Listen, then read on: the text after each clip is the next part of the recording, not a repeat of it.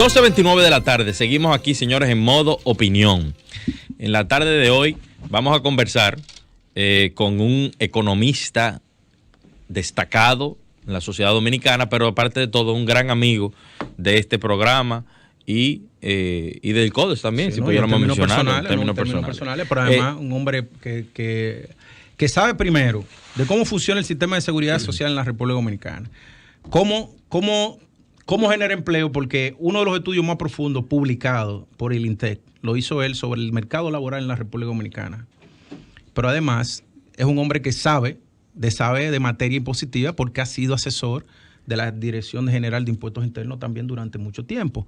Entonces, señores, estamos refiriéndonos al economista Fabricio Gómez Mazara. Muy buenas tardes, Fabricio, ¿cómo te va? Fabricio, fíjate. La discusión que hay ahora mismo en la República Dominicana sobre el tema de la reforma fiscal. Pero tú sabes, Fabricio, o bueno, no te quiero condicionar, tú no sabes, simplemente que en la República Dominicana han habido muchos impuestos que han sido transitorios y que se van a la perpetuidad, como el 0.15, a los cheques, el tema de inclusive hasta del impuesto a los combustibles, cuando Balaguer y demás. Pero que tú tenías el ITEVI al 18%, pero luego gradual se ponía en 16%, se ampliaba la base y demás. ¿De dónde vamos a sacar para una reforma fiscal? Que también, Fabricio, me gustaría que tú expliques si hay diferencia entre una reforma fiscal y una reforma tributaria y si realmente lo que se va a realizar es una reforma fiscal o una reforma tributaria. Bueno, mira, lo primero que tengo que decir es que yo voy a hablar un poco del proceso de lo que son las reformas tributarias y qué expresan, porque a veces uno ve solamente, base o ve impuestos específicos y no se da cuenta que las estructuras tributarias tienen una razón de ser. Y es que las estructuras tributarias son resultados, entre otros, del modelo de desarrollo real o potencial que se elija, ¿verdad? El compromiso político con ese modelo, porque una cosa que tú digas, yo soy un modelo agroexportador y tiene compromiso con mantenerlo así. Y por último, y no menos importante, es la economía política que impera en la coyuntura. En español, ¿qué quiere decir eso? La capacidad de lobby que tengan los sectores económicos. ¿Por qué? Porque durante el trayecto que va desde la elaboración misma de la reforma, desde el Ministerio de Hacienda, hasta que es aprobada en el Congreso, ocurren cambios que obviamente alteran el impacto y el alcance recaudatorio. Y esto hace que las modificaciones de las estructuras tributarias sean complejos. No es tan fácil, no es solo un proceso técnico-económico, es un proceso político y social también. Y es complejo porque es un tema de política pública que pone a prueba el poder relativo de los actores relevantes en la sociedad. Va a haber, como en todo proceso político y de políticas públicas, ganadores y perdedores, y a los perdedores habrá que buscar la manera de compensarlos. ¿Qué pasa con nuestra estructura tributaria actualmente? Desde que cambió nuestro modelo económico, a partir del año 90, 91, producto después de una crisis política que hubo en el año 90, que ustedes... por lo menos por libros deben recordarla. Aquí hubo una transformación de la estructura tributaria. Nuestra estructura tributaria hasta el día de hoy está cargada hacia el consumo. Es decir, fundamentalmente a dos tipos de impuestos. Los impuestos al valor agregado, que aquí le llamamos el ITEVIS, y los impuestos selectivos al consumo. Ahora bien, ¿qué pasa con eso?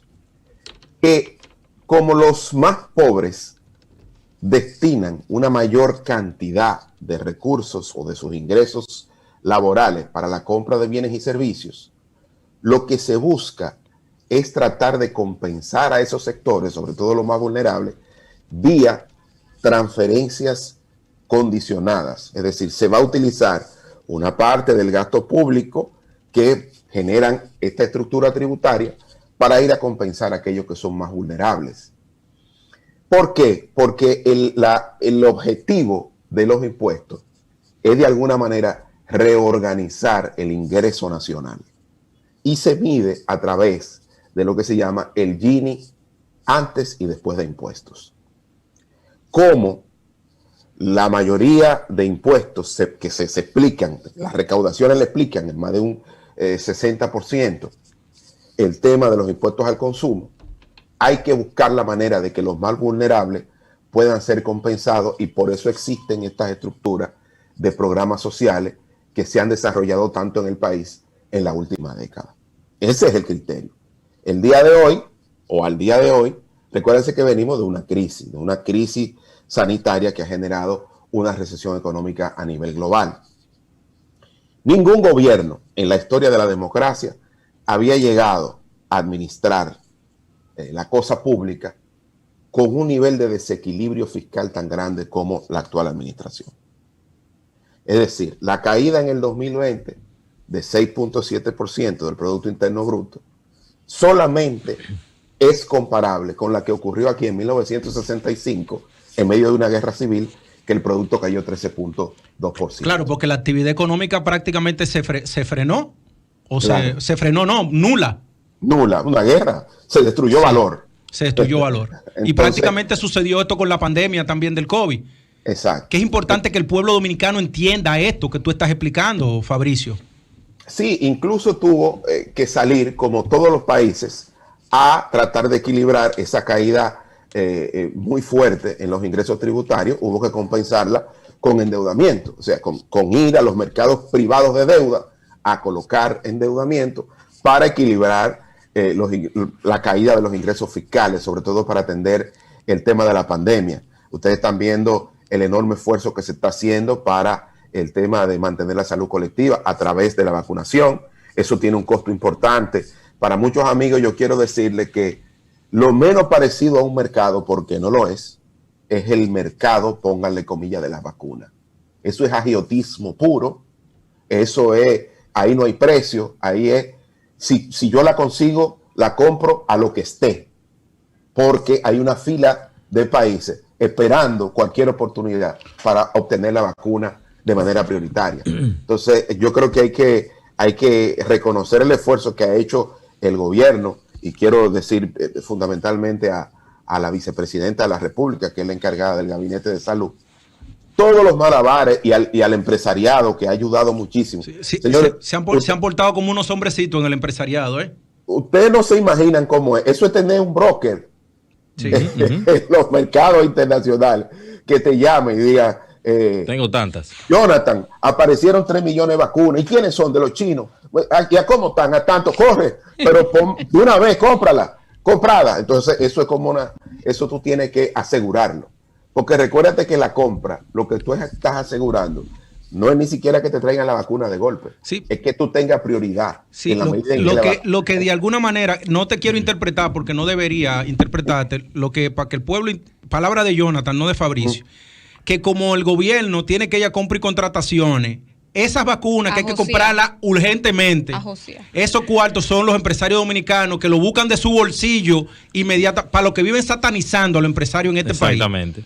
Los empresarios son los que buscan esos cuartos en lo que el gobierno puede, con compra y contrataciones, que una licitación te dura hasta 6 meses para salir. Con ese señor procurador. Continuemos, señor economista. Sí. Recuérdate que ese procedimiento de compra de vacunas fue declarado de emergencia. Es decir, y ya esto es seguridad nacional prácticamente, claro, respecto a la salud colectiva. Claro.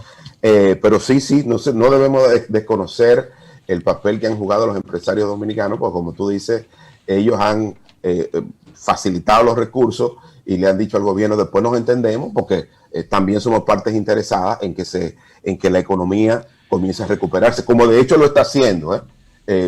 No se sorprendan si en la semana que viene, o la de arriba, el Banco Central va a publicar el PIB del mes de abril, el mes pasado, y va a hacer una cifra impresionante, porque de verdad que la actividad económica se está recuperando, no solo de manera sostenida, sino muy alta, porque cuando se compara abril de este año con abril del año pasado, donde prácticamente el país estaba en prisión domiciliaria, ¿no?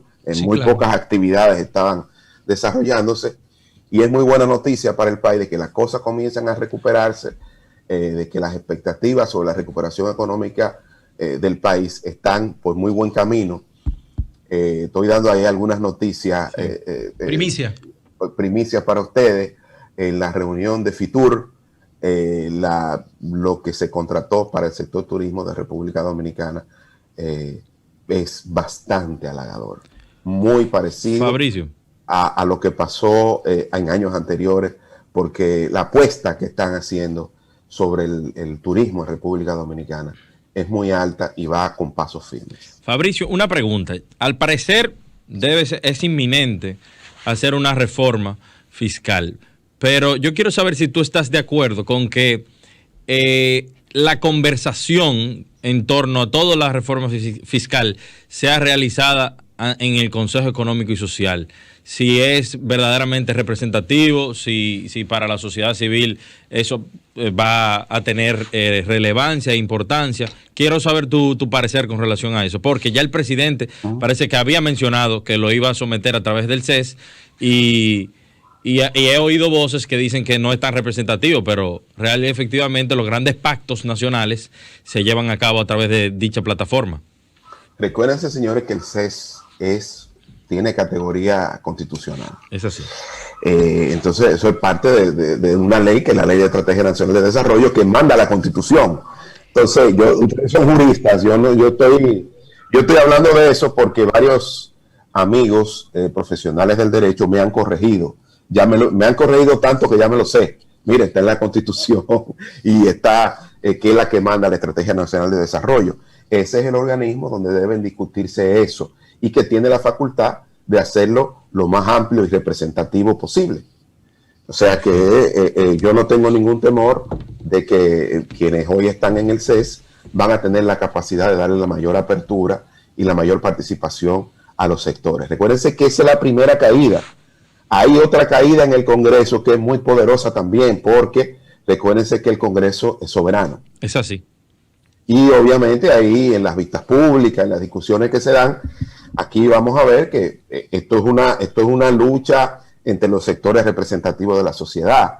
Y obviamente los impuestos, yo prefiero que ese juego suma cero le llegue al vecino y no a mí. Y eso es entendible. Hay algunos sectores que entienden que los impuestos, digamos que retardan su maximización de beneficios. Pero aquí este juego que es suma cero, obviamente, lo que hay que buscar es que los perdedores también sean compensados. Estos procesos, repito, la economía política de los procesos de ajustes fiscales y o tributarios son complejos, no son fáciles. Sobre todo en este país, cuando uno ve que dice que la clase política dominicana ha acumulado mucha deuda en los últimos años y que ha hecho parches y que ha hecho eso también responde a una realidad política. Es más fácil endeudarse que entrar en una confrontación con sectores productivos. Y lo digo porque la gente solamente se recuerda de la deuda de manera esporádica, ¿no? Cuando ve que la relación sobre el PIB, como en estos días y producto de la pandemia, ha subido mucho, se prenden las alarmas, se discute, pero es un tema como que se diluye. Porque desde el punto de vista de la economía política es difícil tener una discusión con los sectores productivos, grabarlo y después seguir con el tema político, porque tienen costo político las reformas. No son neutras desde el punto de vista político. Y yo creo que con esta administración hay que tener más paciencia que con cualquiera. Esta administración tuvo que aprender a bailar antes que gatear, porque encontraron muchos problemas y muchas personas, entre las cuales me incluyo, nos ha resultado una sorpresa muy agradable ver que funcionarios que uno no le conocía experiencia de Estado han podido enfrentar esta crisis de manera tan exitosa.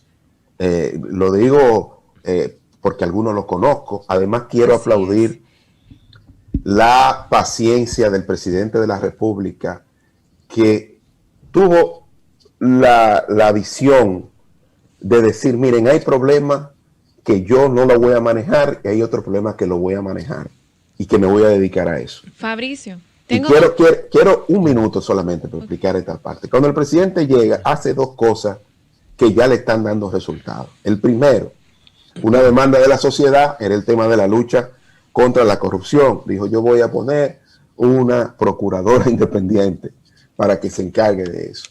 En el tema de la política económica, que era un tema fuerte, dijo, miren, yo voy a dejar al gobernador del Banco Central, que es un experto, que un éxito tiene probado, y lo voy a dejar ahí en los próximos 2 años en lo que yo equilibro la parte fiscal, y se buscó un ministro de Hacienda que ha demostrado una destreza impresionante y un gran manejo en la política fiscal, porque miren ahora, ya están comenzando a mejorar las recaudaciones.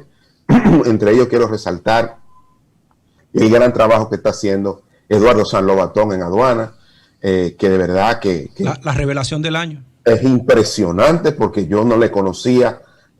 Yo tuve la oportunidad, hace muchos años, era un joven que venía de estudiar de Europa, y fuimos juntos, trabajamos juntos en Indotel, y desde ese momento demostró que era muy inteligente, se vinculó rápidamente al tema tecnológico y ha madurado mucho como profesional. Y miren la calidad de gestor de aduanas que hoy tenemos, sin desmerecer también el trabajo que está haciendo la Dirección General de Impuestos Internos. Miren las recaudaciones y se van a dar cuenta que de verdad que estoy gratamente sorprendido con el trabajo que están haciendo, liderado por Jochi Vicente, a quien tengo que excluirme en distancias afectivas porque estudiamos juntos, y tengo que revelar que fue el mejor estudiante de economía de su generación. Bueno, Fabricio, no tenemos más que darte las gracias por arrojarle luz al pueblo dominicano, porque yo creo que ha sido muy didáctico, ¿no?, tu participación, para que entiendan el tema desde la economía política, ¿no?, y demás, y cuáles son las salidas que nosotros tenemos. Siguen las discusiones, de manera que te seguiremos llamando para que tú vayas comentando cuál es el devenir de la posible reforma fiscal o tributaria en la República Dominicana. Muy buenas tardes y gracias. Gracias a ustedes.